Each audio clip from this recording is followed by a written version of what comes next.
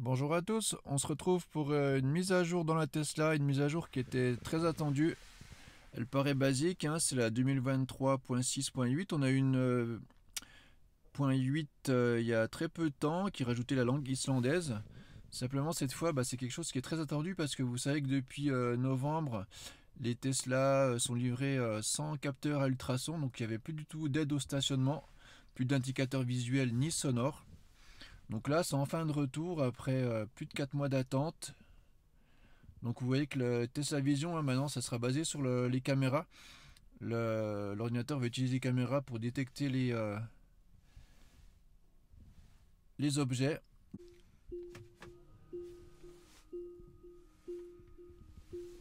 Donc là, on voit qu'on est dans notre garage, il y a du bazar derrière. Donc déjà, il détecte un camion, hein, c'est pas le camion, c'est notre borne de recharge qui est quand même à bonne distance, au moins 1 mètre. Donc là, il détecte devant 39 cm et à l'arrière, il nous dit stop. Ce qu'on va faire, c'est qu'on va aller mesurer. Il dit 40 devant. On va regarder, c'est la porte de garage. En tout cas, ça a été rapide, hein, il n'y a pas eu de calibrage. Donc on voit qu'on est à plus, hein, on est à plus de 50 cm, 55 cm de l'avant.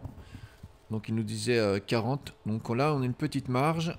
Par contre, il a détecté tout de suite. On va aller voir à l'arrière. On a nos portes vélo qui étaient rangées et on est à moins de 30 cm.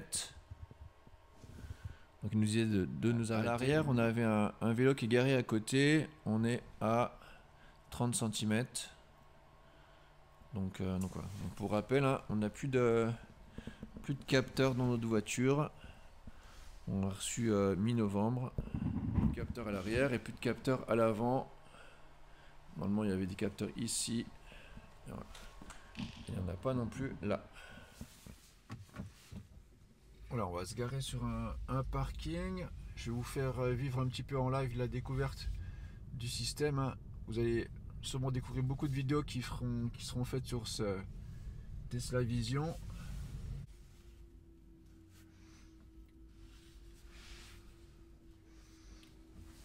Alors on va se mettre sur un petit morceau de place là. On va regarder ce que ça donne. Donc il y a une voiture devant nous.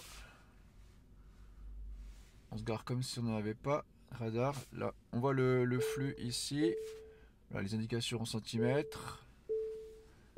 Donc c'est comme avant, hein, il nous donne vraiment au centimètre près. On verra si c'est bien précis. Apparemment, il y a une marge. On voit de chaque côté. Et puis il y a une voiture devant. Donc là, on a l'impression d'être vraiment dessus, alors que c'est pas le cas normalement. On va s'arrêter à 50-59 cm et on va aller mesurer là quelle distance on a devant. Il nous dit 60 cm. On va aller vérifier ça. Je vous rezoome un petit coup.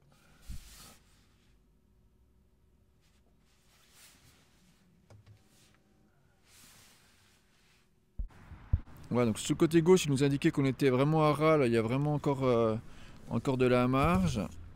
On va mesurer. Donc, si vous voyez le trottoir, on est à 40 cm.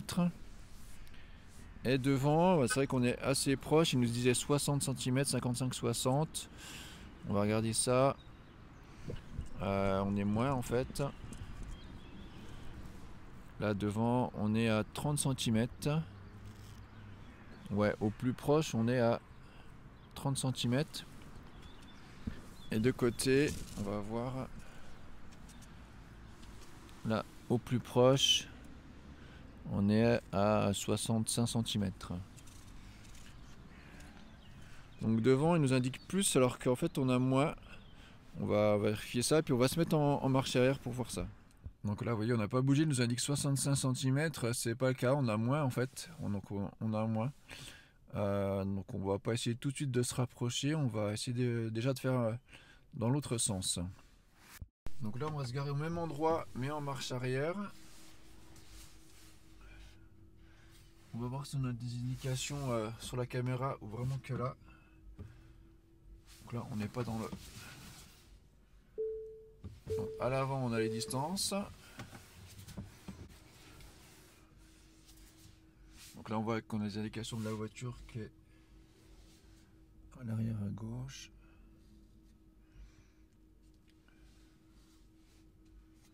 Donc là je suis à une trentaine de centimètres ici. Donc avant la mise à jour on n'avait que ça, on n'avait plus l'aide là.